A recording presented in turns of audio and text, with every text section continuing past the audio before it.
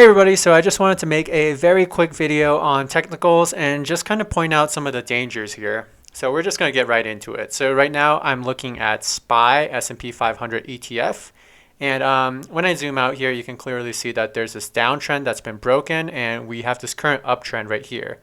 Now within this uptrend, we have this micro trend right here, but we recently just broke underneath it. So let me go on to the shorter time frame and show you what that looks like. So right here, we're hitting every single resistance, pretty much algo trading, hitting the top, bouncing off the bottom, and then hitting the top again, bouncing off the bottom, and then we cracked underneath. So what could happen from here? Well, there's a lot of things, but essentially what we need to see is we need to see some form of a new trend shaping out. So there could be a lot of volatility right here, especially if we don't get back above this trend. Because right now, price action doesn't necessarily know what it wants to do. It could honestly just gravitate straight back down to this trend line right here, which would be our breakout zone. Or it could actually just knife underneath that, and then it could hit our support zone right here, which is this trend line right there. Now, do keep in mind, if I zoom out, we do have these moving averages right here. So, we have the 50 crossing over the 200, which is a golden cross. But also keep in mind that a golden cross can quickly turn into a death cross if price action becomes very bearish in the near term. Because you have to remember, this 50 days moving average is calculated by averaging the last 50 days. And it's a moving average. So as one new day passes, you're going to get rid of that last candle, and then you're going to replace it with a new day. So that being said, this could flatten over. It could curl underneath. So you always got to be wary of that. Just because we have a golden cross, it doesn't mean that it can't turn into a death cross right away. So always, always, always be super cautious of signals like this. Now, let's go ahead. Let's look at the VIX. So this is probably the one biggest argument that the bears have. So we zoom out on the VIX. We clearly broke out. That is a breakout right there. But you have to remember that this is pretty much just a range right here.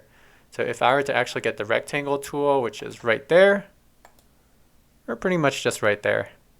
So ideally, if a bear wants to be super bearish, we will want to be breaking out of this rectangle, like literally just rocket ships right here, rocket ships.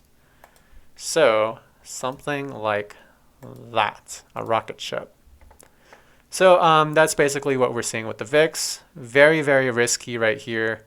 Obviously, we saw what happened with the S&P 500 breakout of a downtrend like this.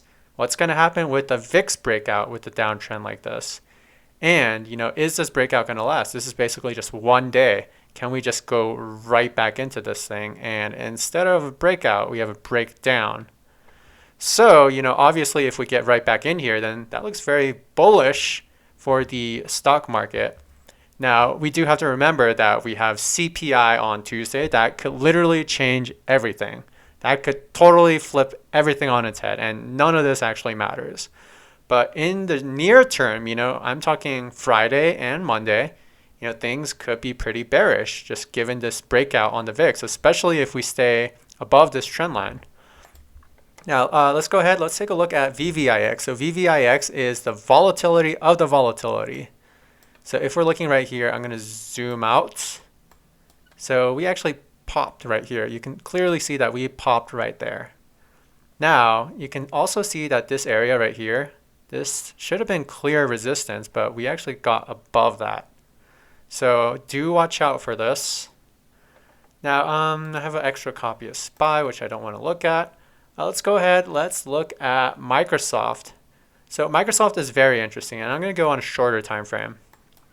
So take a look at this. This is the last few days. We had this massive gap up. We rallied.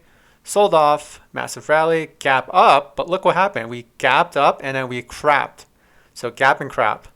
And then we gap and then we crapped again, but then we sold off even more.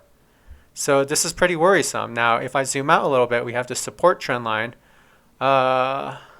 Basically has two touches, so we don't really know how strong this is. So this could fade all the way down to the support trend line. And what would happen if we fade below this? Well, I think we're going to get that gap fill right there. So this is why you got to be really, really cautious being bullish here, because you have to think Microsoft and Apple are huge, huge weights in the S&P 500 and the NASDAQ. So what do you think is going to happen if all of a sudden we want to fill this gap? I mean, that's 257.14. We're at 263.64. That's like a little over $6. So yeah, that could be a pretty significant move on the indices. So definitely something to watch out for. Also remember, if we fill this gap, there's another gap underneath. This goes all the way to 252.85. And then, there's another gap right there, all the way at 228.83. Another gap all the way down there at 225. Now, you might say, oh, it's not going down to 225. Look, it was here like not that long ago. It was literally here not that long ago. Literally here not that long ago. So it could go there. It could go there. Amazon, let's look at Amazon. So Amazon just gaps everywhere. So we have this gap to the upside. So that is something that you could look forward to in the future. Maybe the near future, maybe the far out future. Who knows? But if we're continuing this downtrend, we do have this gap to the downside right there at 89.78. Another one at 86.23. Keep in mind that these are all the big holdings in the S&P 500. Let's take a look at Google. Oops, didn't mean to do that. So let's take a look at Google. Right here, we have this massive gap right there. Huge, huge gap right here. Sold off big time because of that issue with Bard, where basically their AI didn't do what they were supposed to do. And, that's what sold us off, not the earnings. And the earnings weren't that great either. So, maybe this is just some sort of trickery, and it's really just a delayed reaction of the earnings. Who knows? But anyways, we did fill this gap right here. So maybe we see a short-term pop on Google. Maybe. I don't know. But there is another gap down here at 89.21. So definitely watch out for that. And you might say, oh, no, it's not going to go down all the way there. We were literally right there not too long ago. So yeah, it could happen.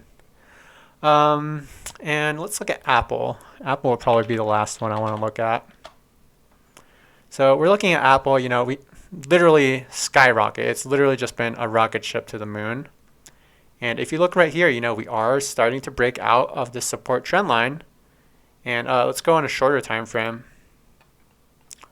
So yeah, now you can see how this line is kind of dictating price action here. We do have this gap all the way down here. Let's see, what is that gap actually at? 145.52. So that's very dangerous because right now we're at 150.90. So that is literally about $5.40 to the downside if we wanted to fill this gap. So, all these things that I'm saying, this is why I'm very, very cautious about going long, because I would like to see these gaps getting filled before I even think about that. Now, just to remind you, the weighting. So, right now I'm on Webull, and the one thing I do like about Webull is that, I could just look at this top 10 holdings. So for SPY, the top 10 holdings is Apple, and then Microsoft, and then Amazon, Alphabet. So, you got to watch out, because if we're looking at the mega caps here, there's a lot of kangaroo action, So if you're somebody who's buying calls, don't be holding your calls overnight. I think it's very, very risky, because we could just all of a sudden gap down. Or if you're someone buying puts, and these are short dated puts, don't be holding your puts overnight, because yeah, we could just gap up. We've been seeing it lately quite a bit. A lot of crazy price action and then just fading. And in the grand scheme, if I'm looking at SPY, let me just look at the last few days. In the grand scheme, we've really just been seeing a lot of chop here. So some serious chop. So you have to wonder, hey, is this distribution or is it accumulation? Because it seems like, we've just been basically tagging this 408-ish area to like 410 area.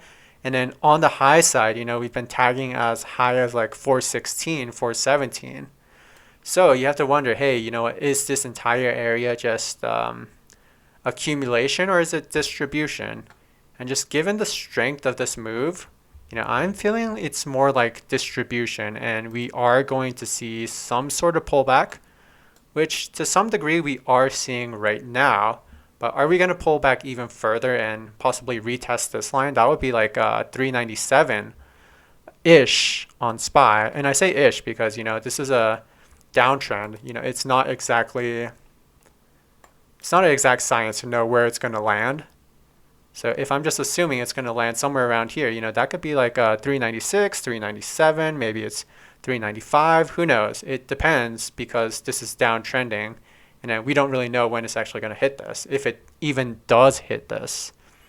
And one last thing I do want to talk about is sometimes when you do see very strong support and resistance lines converging like this, and you do see price action moving down to this, sometimes, to literally bypass all of these support and resistances, you could see a gap down.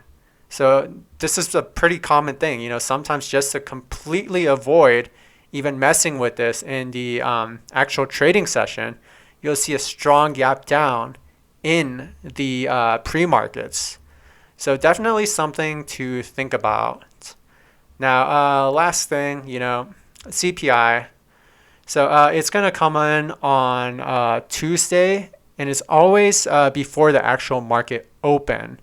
So, this is the type of thing that could cause massive gaps up or massive gaps down. And let's say that the CPI comes in very hot and we see a massive gap down. Is that a buy to dip for a gap fill on the same day? Definitely, I would caution you to not do that. So let's just go ahead and look at what they are expecting for CPI. Let's see. CPI, where is it? Oh, I'm on the wrong week. Let's look next week. So next week, we want to look on Tuesday. CPI, all right, there it is. So CPI month over month for January, they are expecting a 0.5 increase versus what came in the prior month, which is actually a 0.1 decrease. Now, for core, let's see, core month over month, they're expecting a 0.4% increase. Now, the funny thing is, these forecasts, it always seems like when basically the talking heads are very, very bullish, it seems like these forecasts come in a little bit higher. So, what happens if we have a lower number? Is the market just going to rally and continue this crazy euphoric rally? I don't know. Or are people actually going to say, hey, you know what? It actually came in pretty hot, but it's still underneath expectations, but it should still be a concern. And then obviously there's a whole nother side to that. How is the Fed going to react to that? And you're also going to want to watch those Fed funds futures, the one that I was talking about a few videos ago. Obviously, if you see stocks moving up, but the Fed funds futures are now pricing in more rate hikes, then that is something that you are going to want to be very, very cautious of. Maybe you even want to short it. Now, I'm not telling you to go out and short it because, there's a lot of risk in saying these kind of things. I could totally be wrong. But when you do see something like that, where you're seeing one side clearly saying, hey, you know what, we're going to see more rate hikes. But you're seeing another side, like the equities markets, saying, hey, we're rallying right now. This is good news. Then, yeah, you're seeing some sort of divergence of information. So that basically concludes my video. I hope you guys enjoyed it.